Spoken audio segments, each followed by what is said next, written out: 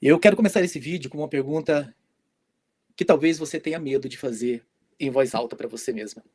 Uma pergunta que você tenta abafar, talvez, quando você liga a televisão num volume bem alto, ah, ou quando você fica rolando a tela do celular, para que, de certa forma, você não tenha que se deparar com essa pergunta, ah, de que para que você não tenha que encarar o silêncio da sua própria sala de estar. A pergunta é muito simples, mas profundamente desconfortável. É possível estar acompanhada e se sentir completamente sozinha dentro do casamento? Antes de você responder, deixa eu, enfim, descrever uma cena, porque eu vejo essa cena todos os dias nos olhos das mulheres que chegam até mim na minha mentoria. A sua casa está em ordem, talvez as luzes das salas já estejam acesas, talvez estejam baixas, as crianças já tomaram banho, já dormem talvez, o Wi-Fi está funcionando, a geladeira está abastecida, as contas estão pagas no dia certo, o carro está na garagem. Se alguém olhar pela sua janela nesse exato momento, veria uma família que deu certo. Um lar organizado, um cotidiano funcional. Para o mundo lá de fora, você venceu. E o mais confuso de tudo é exatamente isso. Não existe os vilões clássicos que a sociedade costuma, enfim, usar para legitimar um sofrimento de uma mulher. Não tem uma traição escancarada que virou escândalo. Não tem uma dificuldade financeira que ameaça o básico. Não tem marcos de agressão no corpo, né? Alguns tipos de marcas. Não tem gritaria constante que faz os vizinhos comentarem. Por fora tudo parece sólido, maduro, estável.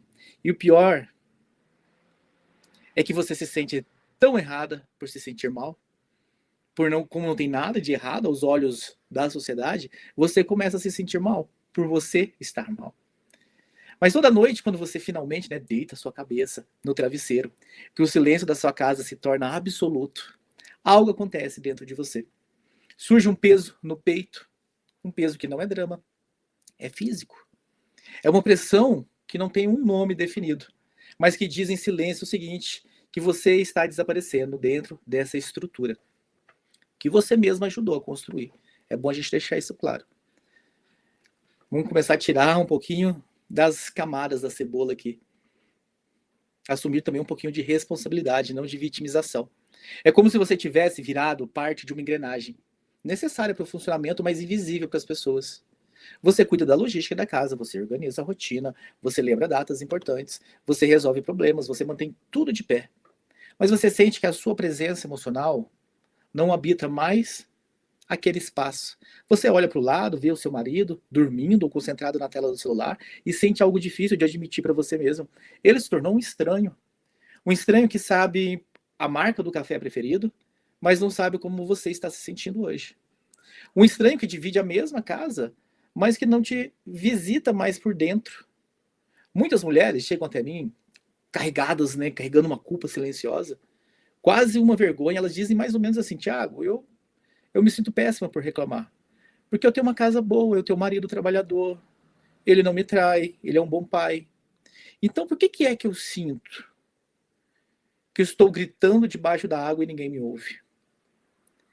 Se você que está me ouvindo se reconhece nisso, eu preciso te dizer algo com muita clareza aqui, sem rodeios, sem romantização. Você não está ficando louca e você não é ingrata. O que está acontecendo na sua casa não é falta de caráter, nem falta de amor. É o que eu chamo de erro de lógica transicional. O que quer dizer esse nome estranho, Thiago? É um desencontro profundo de moedas de trocas emocionais. Você está tentando gerar conexão e intimidade usando a moeda que você conhece desde sempre, que é a palavra, o diálogo, o desabafo. O famoso precisamos conversar, ou a famosa DR. Para você falar é cuidado, falar é vínculo, falar é tentativa de preservar o relacionamento. Mas o seu marido não acessa essa moeda. Não porque ele seja cruel, mas porque ele não sabe o que fazer com ela. Para ele, falar sobre emoções é um território de risco, é exposição, é chance de falhar. Ao mesmo tempo, ele está tentando te oferecer amor do jeito que ele sabe, com talvez a presença física, o fato de não ter ido embora, o salário no final do mês, o conserto da torneira, a troca da, do chuveiro ou da resistência do chuveiro. Então, o silêncio que na cabeça dele significa paz e ausência de conflito, na sua começa a significar outra coisa. Então esse desencontro não explode em grandes brigas, não gera cenas dramáticas, ela gera algo muito mais perigoso, ela gera erosão. É a erosão silenciosa. Ela acontece aos poucos, dia após dia. Conversa após conversa, que não acontece. Pedido após pedido que morre no ar. Até que quando você percebe, os alicerces emocionais da sua vida já se desgastaram profundamente. O que você vive hoje é um tipo de luto muito específico. É o luto por alguém que ainda está sentindo algo, mas na sua frente tem o quê? Tem alguém sentado na sua frente, na mesa de jantar, mas que está desconectado de você. É o luto por uma relação que continua existindo na forma, mas não mais na presença. E enquanto ninguém te explica isso com clareza, você continua achando que o problema é você. Para você, mulher, a palavra não é apenas um meio de transmitir dados técnicos ou informações operacionais. Você não fala apenas para avisar que o carro precisa de gasolina, que o filho foi mal na prova, que a conta venceu. A palavra para você é vínculo, é presença. É o fio invisível, né, que mantém a relação viva. No universo feminino, falar não é excesso, falar é oxigênio. Desde muito cedo, a mulher aprende a organizar o que se sente, colocando isso nas palavras. E não é só aprendizado social. Estudos mostram que existe também uma inclinação biológica para a mulher processar emoções através da verbalização. Quando você fala, você não está só contando. Você está regulando o seu mundo interno em tempo real. Quando você chega em sua casa, no fim do dia, por exemplo, e começa a contar para o seu marido como foi o seu trabalho, ou se você não trabalha, como foi o seu dia dentro de casa, ou como aquela conversa atravessada com a sua mãe deixou você chateada, você não está fazendo um relatório frio de fatos para ele. Você não está narrando eventos como um telejornal das 8. Você está abrindo uma porta, você está dizendo, mesmo sem perceber, eu estou te dando acesso ao que acontece aqui dentro. Vem comigo por alguns minutos. Para a lógica feminina, esse gesto é profundamente íntimo. Falar do que dói é um ato de confiança. É acreditar que o outro pode ser abrigo. É dizer, sem palavras, eu confio em você. E eu confio que você pode me sustentar emocionalmente agora. Por isso, quando você tenta explicar o que está sentindo em relação à distância entre vocês, na sua cabeça, isso não é cobrança, isso é cuidado. É um território quase heróico de evitar que a relação afunde sem que ninguém perceba. Para você, a discussão da relação não é um ataque. É uma manutenção preventiva. É levar o carro para fazer a revisão antes que o motor quebre no meio da estrada. Você fala porque você se importa. Você insiste porque quer proximidade. Você toca no assunto porque você acredita que, se os dois olharem para a rachadura juntos, ainda dá tempo para consertar, antes que vire um buraco irreversível. O problema começa quando esse convite tão íntimo encontra um vazio do outro lado. Quando você fala e recebe como resposta tá bom. Ou aquele olhar ausente de quem já nem está com você mais, a mente dele já está em outro lugar. Às vezes ele nem discorda, ele só está ali. Ele está no celular, ele está no jogo, ele está em silêncio. E esse silêncio dói mais do que qualquer briga. Por quê? Porque ele não te dá nem a chance de existir na conversa. Eu quero pedir agora uma licença para você que está me acompanhando para rapidamente me apresentar, caso você ainda não me conheça, né? O meu nome é Thiago Raposo, eu sou terapeuta de relacionamentos. E o intuito desse canal aqui é te mostrar como parar de se sentir sozinha no casamento. Entendendo a cabeça do teu marido em 12 semanas. E se de repente essas palavras que eu estou falando estão mexendo com você de alguma forma, eu quero te dizer, enfim, de uma promoção que está sendo feita, né? Bem uma promoção. Enfim, eu tenho um formulário, eu quero conhecer você mais. Você, mulher que está aí do outro lado da tela, que está me ouvindo, eu quero conhecer quais são as dores do teu casamento. Eu não quero vir aqui falar coisas genéricas, eu quero falar exatamente para você.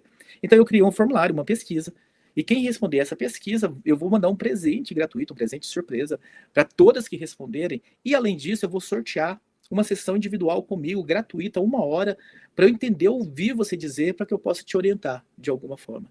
Então, se de repente isso te interessa, me chama, se você está me acompanhando no Instagram, manda uma mensagem: Thiago, eu quero responder essa pesquisa porque eu quero participar desse sorteio. Está nos meus stories também, mas se você preferir.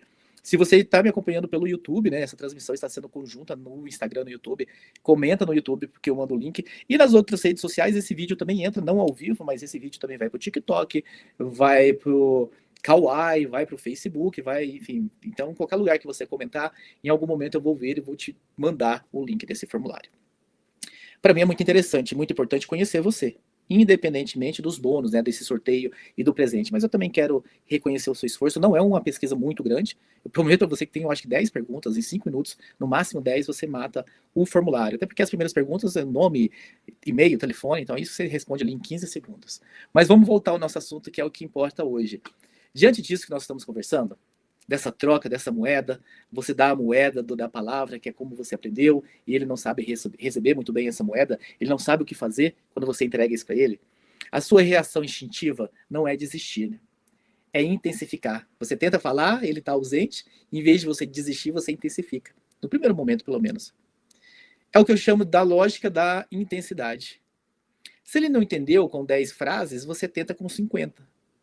Se ele continua calado, você explica melhor. Você usa palavras mais fortes, você traz exemplos do passado, você conecta com a sua infância, você compara com outros casais, você procura vídeos, textos, posts, qualquer coisa que te ajude a encontrar a combinação certa de palavras que finalmente faça ele reagir. E você não faz isso para vencer uma discussão. Você faz isso porque é sinal de vida para você. Para ter certeza de que ainda existe alguém ali do outro lado, que teu marido está ali ainda. Só que é exatamente nesse ponto que o desastre começa a se consolidar. Por quê? Sem perceber, você está projetando nele a sua lógica emocional. Você acredita profundamente que, se ele te ama, ele deveria sentir a mesma urgência de falar que você sente. Na sua cabeça é simples. Se eu estou sofrendo e falo, e ele vê o meu sofrimento, por que ele se cala?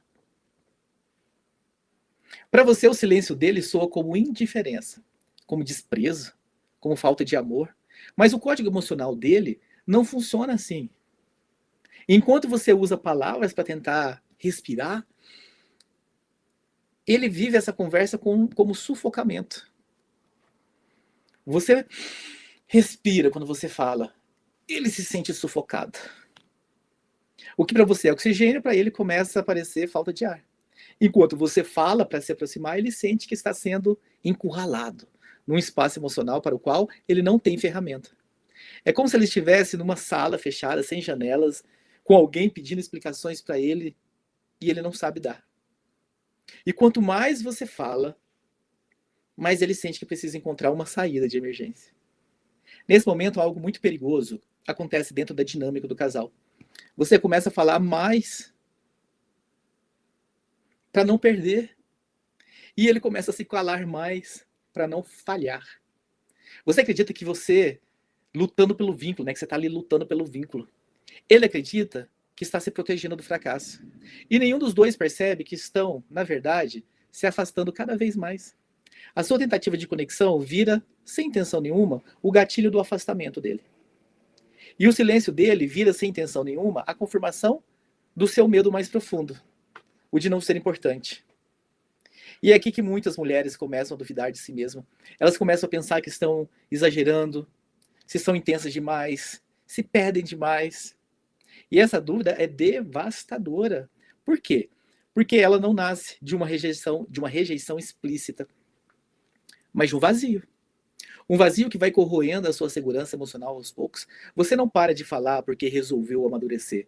Você para de falar porque começa a sentir que toda palavra sua cai como um abismo, sem eco no colo dele. E sem perceber, você começa a reduzir quem você é para caber nesse silêncio. Não porque você quer, mas porque você precisa respirar. E agora eu preciso que você respire fundo. Se estiver me acompanhando, estiver me assistindo aí agora, faz isso. Vamos respirar juntos? Respire fundo se possível. Abaixe um pouco a sua guarda. Não para se culpar, nem para se justificar nada do que você vive, mas porque eu vou te levar para um outro lado da trincheira. Eu vou te mostrar o que é que acontece dentro da caixa preta da cabeça do seu marido, algo que ele provavelmente nunca vai conseguir te dizer no jantar, olhando nos seus olhos, com a vulnerabilidade que essa conversa exige. E eu vou fazer isso por quê? Porque eu atendo homens também, todos os dias em processos de mentoria, homens comuns, maridos, pais, trabalhadores. E o que eles me dizem no sigilo do consultório, quando a porta está fechada e eles não precisam performar força, é o grande ponto cego, né, da maioria das mulheres. Não porque vocês são ingênuas, mas porque ninguém nunca traduziu isso para vocês com clareza. O homem médio, dentro da nossa cultura, não foi alfabetizado emocionalmente. Ele não aprendeu a nomear sentimentos, a sustentar vulnerabilidade, a acolher a dor sem tentar resolver. Ele foi treinado desde muito cedo para ser o solucionador de problemas. Ele resolve. A masculinidade dele foi construída em cima de um tripé muito específico de competência: utilidade e resultado. Esse é o tripé: competência, utilidade e resultado. Então, se algo quebra na casa, ele sente que precisa talvez consertar. Às vezes ele procrastina um pouco, mas ele sente. Se falta algo na despensa, ele sente talvez que precisa prover. Se existe um problema concreto, ele acredita que precisa apresentar uma solução. O cérebro masculino opera majoritariamente nessa lógica funcional. Quando você traz para ele uma carga emocional intensa, legítima e real, um choro que vem acumulado há meses, uma reclamação sobre a distância entre vocês, um desabafo profundo sobre a solidão que você sente dentro do seu próprio casamento, o cérebro dele não ativa automaticamente o modo empatia, acolhimento e presença. O que a cabeça dele vai ativar? Ele ativa o modo relatório de falhas de sistema. É quase que automático. Ele entra num estado técnico de diagnóstico interno. Entenda o drama do silêncio desse homem que você chama de frio. Quando você diz, eu não me sinto sozinha neste casamento, o tradutor mental dele não processa isso como um pedido de colo, de abraço, de proximidade. Ele traduz isso instantaneamente como uma sentença, algo como: você falhou em ser um bom companheiro. Você é um marido insuficiente. Você não está dando conta do básico. Quando você diz, nós não conversamos mais como antigamente, o que ele ouve não é saudade. O que ele ouve é: você é incompetente emocionalmente. Você não sabe me fazer feliz. Tem algo de errado com você. Para o homem, a sensação de incompetência é uma das dores mais insuportáveis que existem. Ela atinge o núcleo da identidade dele, da identidade masculina. Falhar no trabalho dói. Falhar como provedor dói. Mas falhar como homem diante da mulher que ele escolheu fere profundamente. E eu digo isso para vocês porque eu atendo homens diariamente. E não sei se vocês perceberam, eu sou homem também. E eu carrego esse DNA, por mais que eu tenha esse autoconhecimento, essa consciência, estudado, vez ou outra, às vezes eu me pego nessas armadilhas. O medo de falhar, para você, é o que faz ele travar. E aqui existe um detalhe crucial. Ele não tem ferramentas emocionais para lidar com isso. Ele não faz ideia. Ele não tem uma chave de fenda emocional. Ele não tem um manual de instruções para lidar com sentimentos. Porque sentimentos não se consertam. Eles se acolhem. E isso ele não aprendeu. Quando ele se vê diante da sua dor, sem saber o que fazer, o sistema interno dele entra num alerta máximo. Ele se sente desarmado, exposto, pequeno. E como ele resolve a sensação de incompetência quando não sabe qual movimento fazer? Ele entra em modo de preservação. Não é racional, é automático. É o cérebro dele que dispara isso. Não é que ele decide isso conscientemente. Simplesmente entra. É instintivo. O silêncio dele, na maioria das vezes, não é desprezo, não é falta de amor. É um escudo de sobrevivência emocional. Ele se cala para não produzir mais provas contra ele mesmo. Ele pensa algo como: nossa, se eu abrir a boca agora, eu vou falar algo errado, ela vai ficar ainda mais magoada, vai chorar mais, e a minha falha vai ficar ainda mais evidente. Então ele se fecha não porque ele não se importa, mas porque se importa e não sabe lidar. Esse medo de preservação, esse medo dele que faz ele entrar nesse modo de preservação, que é o modo de preservação masculina, costuma aparecer de 3 formas bem claras. E eu quero que você observe com honestidade, se reconheça, se você reconhece, né, o seu marido em algumas delas. A primeira é a retirada física. Ele sai do ambiente. De repente lembra que precisa lavar o carro tarde da noite, que precisa ir à academia, que precisa resolver algo no celular. Ele se enfia em uma tela, num jogo, em qualquer coisa, que tire ele do campo de batalha, onde ele se sente que está perdendo de goleada. Não é preguiça, é fuga de uma sensação interna insuportável. O segundo modo é o silêncio defensivo. Ele permanece ali do teu lado, fisicamente, sentado ao seu lado, no sofá ou na mesa, mas o olhar dele está vazio, ele parece ausente. É como se ele tivesse desligado dentro dele. Esse silêncio não é indiferença. É um estado catatônico de defesa. Ele se cala para evitar que qualquer palavra mal colocada vire combustível para horas de uma conversa que ele sente que nunca vai conseguir conduzir bem. Vamos recordar então. A primeira, ele sai fora. A segunda, ele fica, mas num profundo silêncio. Parece que ele nem está ali. E a terceira forma é a reação reativa. É a explosão. Ele estoura por algo pequeno, aparentemente sem sentido. Uma luz acesa, um atraso no jantar, uma toalha fora do lugar, uma superfície, enfim, parece uma raiva por algo banal.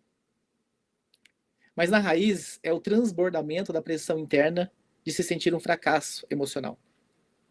Ele prefere 1000 vezes brigar por algo lógico e concreto do que admitir que ele não sabe como te acolher. Briga de lógica ele entende. Briga de sentimento, ele fica apavorado.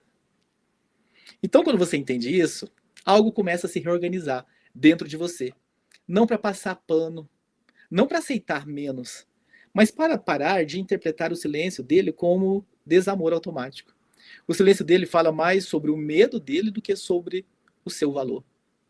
Enquanto isso não fica muito claro, você continua falando para tentar se aproximar e ele continua se fechando para tentar sobreviver. Esse é o ponto cego que mantém a solidão viva dentro de muitos casamentos. E esse desencontro brutal de códigos emocionais e moedas de troca, quando não é interrompido por um nível de consciência mais alta, gera algo devastador e silencioso, que eu chamo de apagamento da mulher. Não acontece de uma vez, não é um evento dramático, é um processo lento, quase que invisível, que vai corroendo a identidade feminina dia após dia. Por isso agora eu quero que você faça um inventário honesto da sua própria vida, sem se julgar, sem se defender, apenas observe a identidade. Identifique em qual estágio desse processo você se encontra hoje. O primeiro estágio é a insistência desesperada. Esse é o estágio da esperança ativa. Você ainda tem energia vital. Você ainda acredita que existe uma combinação certa de palavras que, se você usar do jeito correto, vai finalmente fazer ele entender. Você acredita que o problema é a comunicação, não a estrutura. Então você tenta muito. Você compra livros sobre relacionamento, sobre linguagens do amor, sobre comunicação não violenta. Você envia links de podcasts, vídeos de terapeutas, trechos de palestras, cortes de vídeos no Instagram que parecem falar exatamente da sua realidade. Você marca jantares românticos estrategicamente, você escolhe o dia, o clima, o tom de voz, tudo para criar um cenário perfeito para aquela conversa definitiva que na sua cabeça vai mudar tudo. Nesse estágio, você ainda se esforça para ser didática. Você tenta ser carinhosa, depois você tenta ser firme, depois você tenta ser compreensiva. Você gasta horas da sua semana pensando em como explicar para ele de uma forma que ele finalmente entenda como ser o marido que você precisa que ele seja. Você ensaia a conversa mentalmente, você revisa suas falas, você acredita de verdade que a vitória está numa conversa bem conduzida, de distância. Você ainda luta porque você acredita que ainda existe algo a ser resgatado. Você se esforça um pouco mais. Esse é o primeiro estágio. Será que tem alguém aí que está no primeiro estágio? O segundo estágio é da adaptação amarga. Esse é o estágio mais perigoso de todos, porque ele se disfarça de maturidade. Aqui você já tentou tanto que o seu corpo aprendeu a se retrair antes mesmo da sua mente formular um pensamento. Você começa a pisar em ovos, sem perceber. Você passa a selecionar o que você vai falar, baseado exclusivamente no humor dele. Se ele chega do trabalho calado, você engole o que você sente. Se ele chega irritado, você silencia sua alegria. Se ele parece distante, você guarda a sua necessidade para depois. Sempre depois. Nesse estágio, você começa a filtrar as suas emoções. Você engole angústias. Você evita assuntos, não porque você resolveu amadurecer, mas para não causar clima chato, para não estragar o fim de semana, para não criar tensão na frente dos seus filhos. Aqui algo de muito grave acontece. Você troca a sua espontaneidade por previsibilidade. Você troca a sua verdade por estabilidade. Você troca quem você é por uma paz falsa dentro de você. Uma paz baseada no seu autoapagamento. Você começa a desaparecer lentamente dentro da própria vida. Ainda está ali fisicamente, mas já não se reconhece emocionalmente. Você se torna uma versão reduzida de você mesmo. Esse é o segundo estágio. Primeiro estágio, você fala, você insiste. No segundo estágio, você começa a pisar em ovos, você começa a se adaptar quem você é, para não causar um estresse maior. E o terceiro estágio é o estágio da anestesia, que nós comentamos inclusive no nosso último vídeo. Anestesia total. É onde muitas mulheres que estão me ouvindo agora se encontram, mesmo sem saber. Aqui você simplesmente para.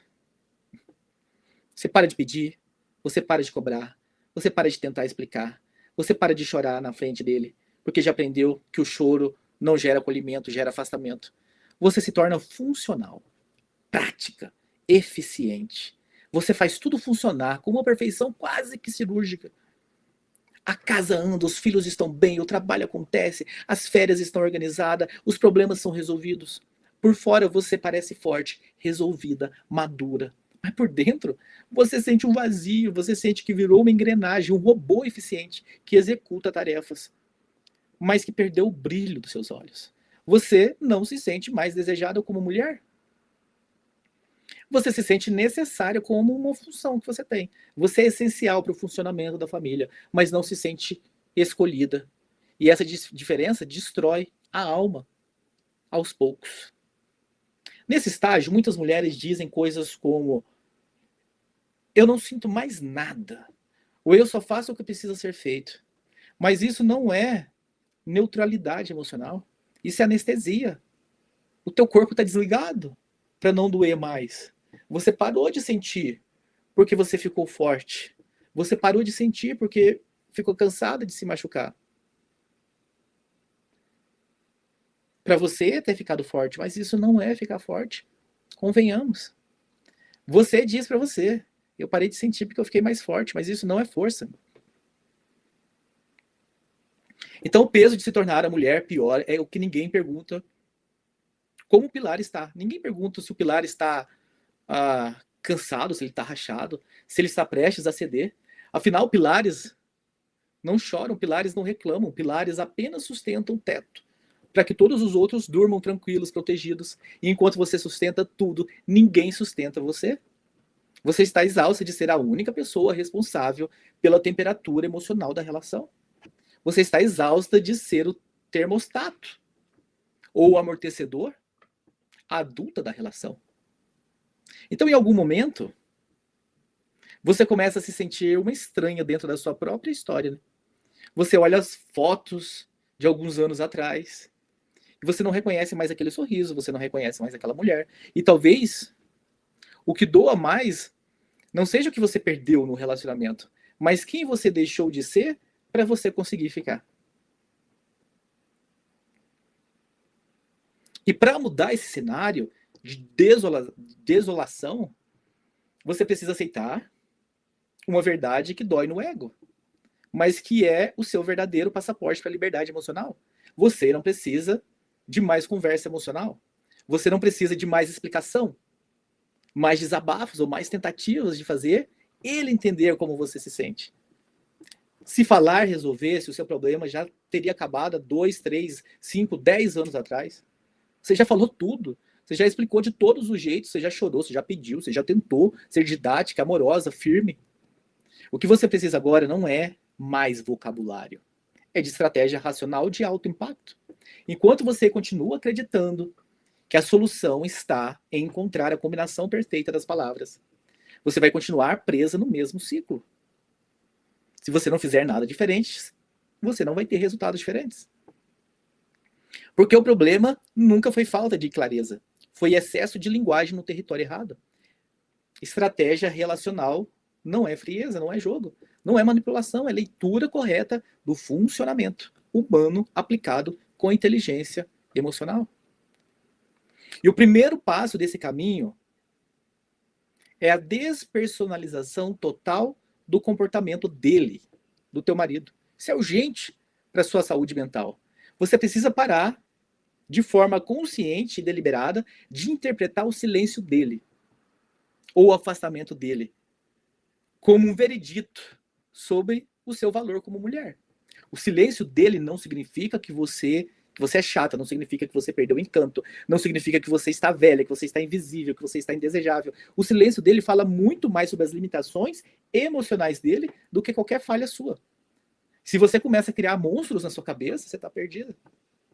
O silêncio dele é uma incapacidade técnica.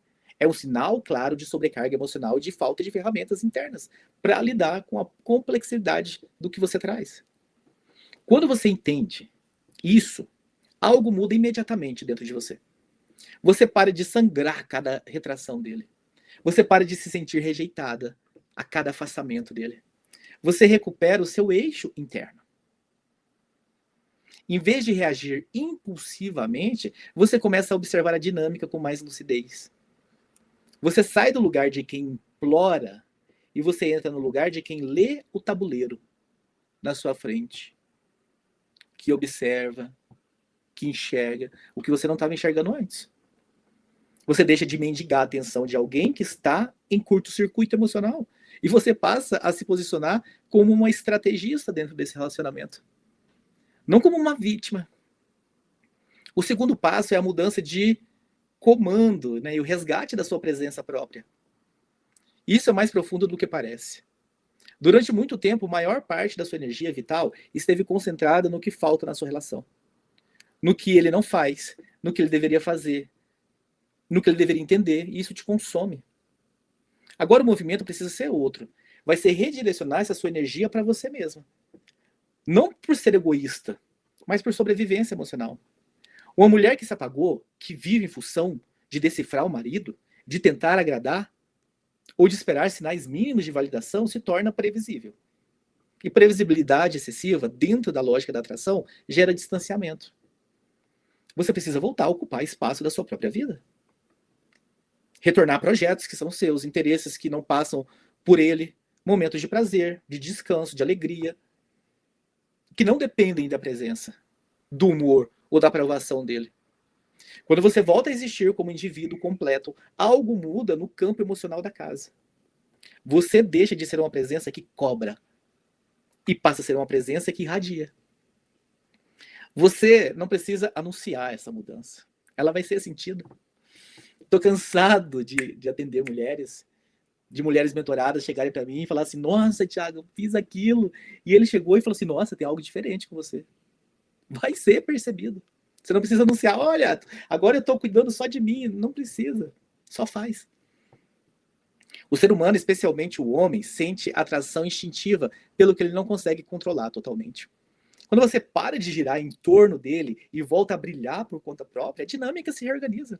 Não porque você manipulou, mas porque você saiu do lugar de carência e entregou um lugar de presença.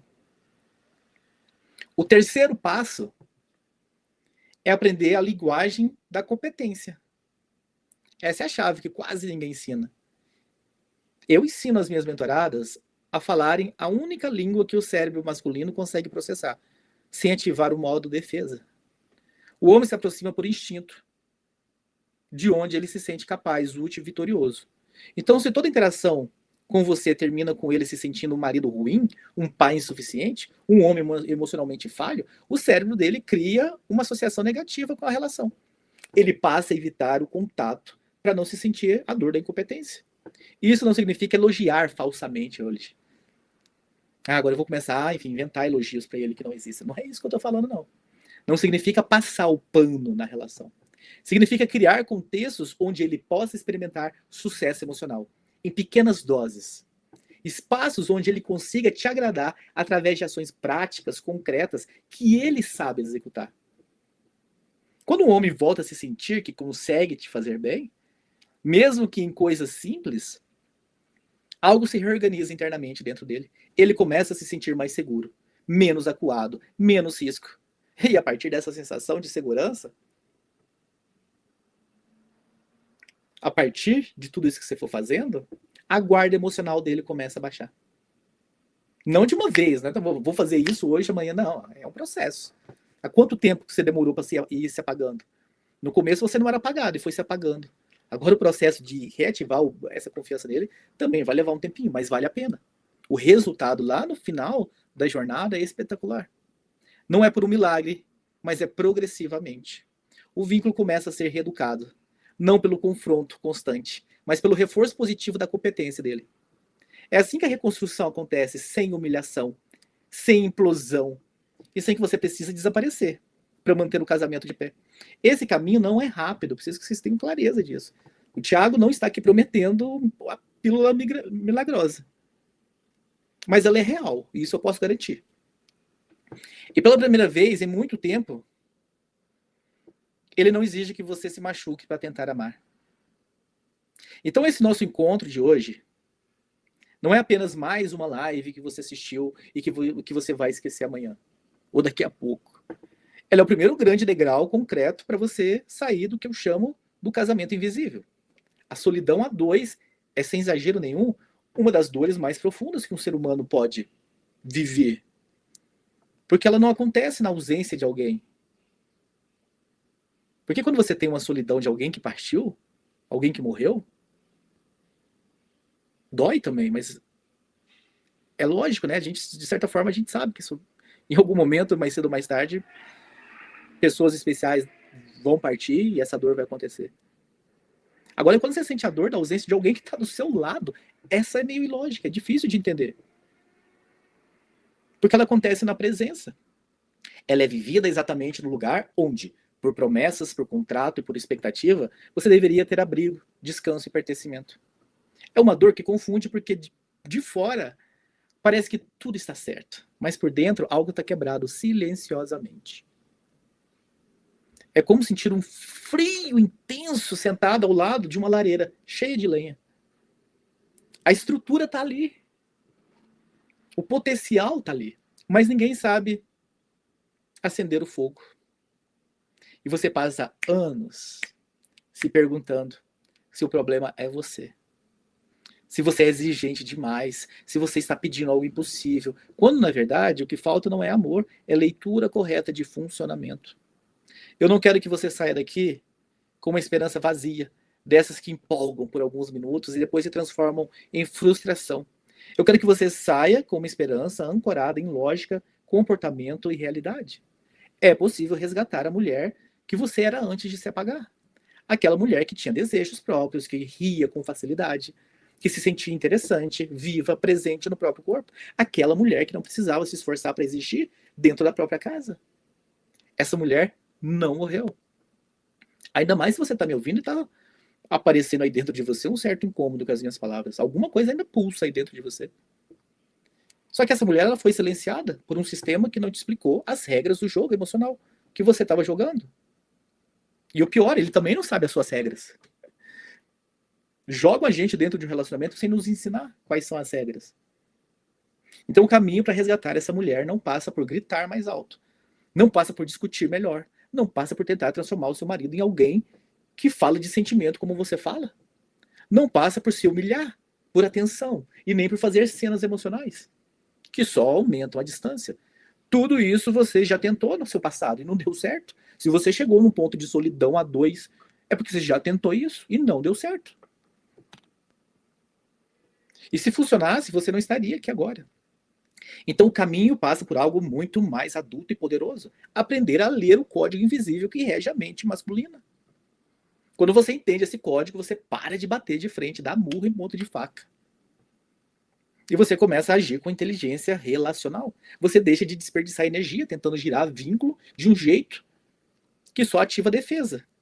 E começa a reconstruir a ponte de forma estratégica, sem implodir a relação, sem implodir você mesmo. Reconstruir não é apagar o seu passado. Reconstruir é interromper esse ciclo que se adoeceu. Você está preso nesse ciclo. É parar de se machucar tentando amar do jeito errado. É entender que presença não se exige, se constrói. E que proximidade emocional só acontece quando ambos se sentem seguros dentro da dinâmica. Na nossa próxima live, eu vou sair completamente do campo conceitual e entrar no campo mais prático. Nas próximas, inclusive, né? A gente está numa sequência de lives que começou lá no dia 31 de dezembro. Se você entrar no YouTube, estão todas lá. youtube.com/juntos na mesma direção. Eu vou te mostrar o como fazer, a gente vai chegar nesse ponto. Mas antes, as primeiras lives foi para te trazer consciência. Agora é para te mostrar que tem um caminho. E daqui a pouco é para te mostrar o caminho. Não de forma genérica, mas no detalhe do cotidiano. Eu vou te mostrar exatamente o que fazer, principalmente o que parar de fazer imediatamente, no momento em que o silêncio dele aparecer. No momento em que ele se afastar do celular. No momento em que você sentir o impulso de falar mais uma vez. E já souber, no fundo, que isso vai dar errado.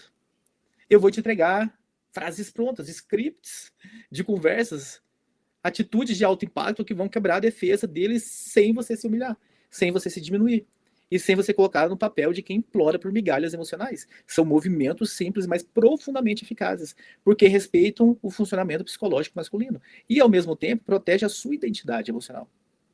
Você não nasceu para ser apenas o pilar que sustenta a felicidade de todos enquanto rachas por dentro. Você não nasceu para ser a mulher forte que aguenta tudo em silêncio. Você nasceu para ser amada, vista, validada, desejada como mulher. Não apenas como função. E a chave para isso não está em mudar quem você é, mas entender as regras do jogo emocional que você está jogando há anos sem um manual de instrução. Se essa live fez sentido para você, compartilha ela com alguém, com um amigo, uma pessoa que você sabe que está passando pelo mesmo. Vamos criar esse movimento? Se você sabe que é o pilar da casa, enfim, aquela mulher que é o pilar da casa dela também, manda para ela. Aquela mulher que todo mundo admira pela força, mas que você percebe que ela também está cansada, apagada, sustentando tudo sozinha enquanto se sente invisível. Diz para ela que existe um caminho de volta. Então a gente vai se ver no próximo nível. Eu quero só relembrar que está rolando uma pesquisa. Eu quero entender melhor o funcionamento do teu casamento. Eu quero entender melhor o que passa no seu específico. Eu não quero vir aqui falar genericamente. Para você responder essa pesquisa, me manda uma mensagem que eu te mando o link. Eu vou colocar essa pesquisa também na bio do meu Instagram. Se você entrar lá hoje, está o link do YouTube na minha bio. Eu vou fazer essa alteração para que você responda. Para todas aquelas que responderem essa pesquisa, eu te mando um presente, que é um presente surpresa. E eu ainda vou sortear dentre todas que responderem 1 hora de uma sessão individual comigo, onde você vai falar, vai me explicar os detalhes do seu, o que você já tentou, os caminhos, como é que está, para que eu possa te dar uma orientação personalizada e individual. Então a gente se vê nas próximas lives. Eu recomendo que você me siga no YouTube, porque as lives do Instagram, elas saem do ar depois de 24 horas. Eu estou removendo elas, mas fica tudo no YouTube. Muito simples, youtube.com/juntos na mesma direção, que é o mesmo nome do canal aqui. A gente se encontra amanhã, domingo também tem live, a gente vai continuar essa reflexão aqui, mas eu desejo para vocês um ótimo sábado, um abraço e tchau.